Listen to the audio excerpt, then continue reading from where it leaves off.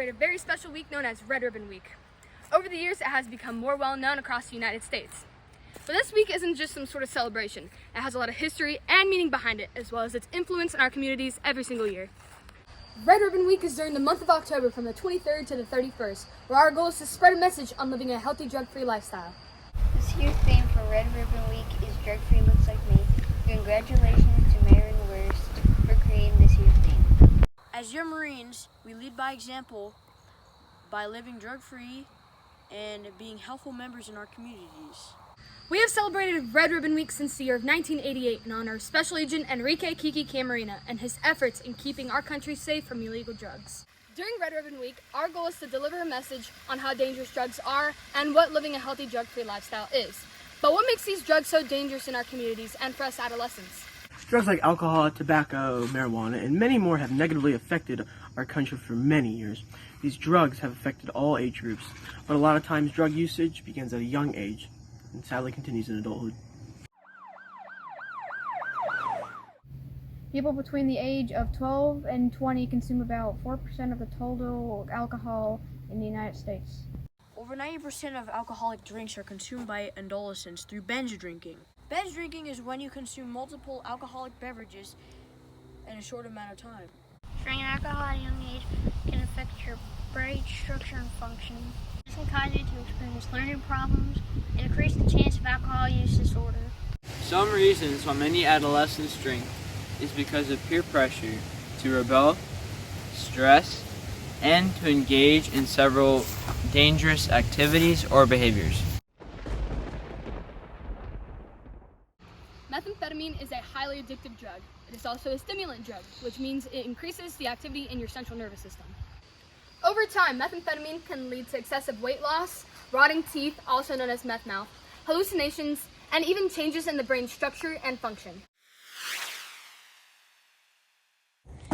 Heroin is a highly addictive illegal drug which comes from morphine, which is made of opium poppy plants.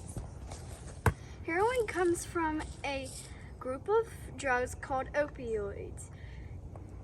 It can be injected into the body or it can be smoked.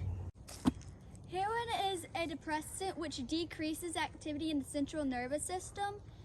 Your body temperature, respiratory rate, and blood pressure will drop when you use heroin. Heroin is a highly addictive drug because of the way it affects the brain. Even using it one time, you can become addicted to it. Synthetic drugs are man-made. They are chemically created in labs that look similar to other drugs. Since these drugs are made in illegal labs, their strength and ingredients are almost impossible to know. Vaping is the new thing now amongst most teens and also adults. Vapes are also considered e-cigarettes, which both contain a highly addictive chemical called nicotine. Nicotine can damage an adolescent's brain and cause them to have trouble with learning and paying attention. They can also experience mood disturbances. Cocaine is an addictive stimulant drug that is processed from the leaves of the cocoa plant, native to South America. Cocaine comes in two forms, powder and crack. As of 2020, 1.5% of teenagers between the 8th and the 12th grade used cocaine, and 0.7% of teenagers between 8th and 12th grade used crack cocaine. In 2020, the use of cocaine and crack cocaine has dramatically decreased since 2005. According to the CDC, as of 2020, among our youth, e-cigarettes is the most popular tobacco product. 19.6% of high school students reported current e-cigarette usage, and 23.6% of high school students reported current use of any tobacco products. Nearly 90% of adult smokers began smoking at or before age 18. And another interesting fact is that almost 2/3 of adult smokers became everyday smokers at or before age 18. If cigarette smoking continues at the current rate among youth in the United States, 5.6 million of today's Americans under the age of 18 will die early from smoking-related illnesses. That's about 1 in 13 Americans aged 17 or younger that are alive today. According to the 2019 National Survey of Drug Use and Health, Over 48 million Americans over the age of 12 use marijuana, making it the most common illicit drug used in the United States. Sadly, many teenagers think marijuana is the safer way than other drugs, but honest, it's not. However, marijuana can lead to problems such as mental disabilities, functioning in school, concentration problems, and many severe worse disorders. But using cannabis and alcohol will lead to the same effect: respiratory issues and mental health issues as well. How I stay drug-free is playing with my sisters and practicing for band. You can play sports, you can do volunteer work, you can join the Young Marines to say no to peer pressure. Being drug-free can help with a lot of stuff, such as physical fitness and overall happiness.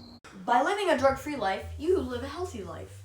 Not only you can be successful in your life, but you keep others around you safe and healthy. To me, being drug-free means being healthy and having a drug-free lifestyle. To be drug-free in the Young Marines means to live a healthy, drug-free lifestyle and be a productive member of society.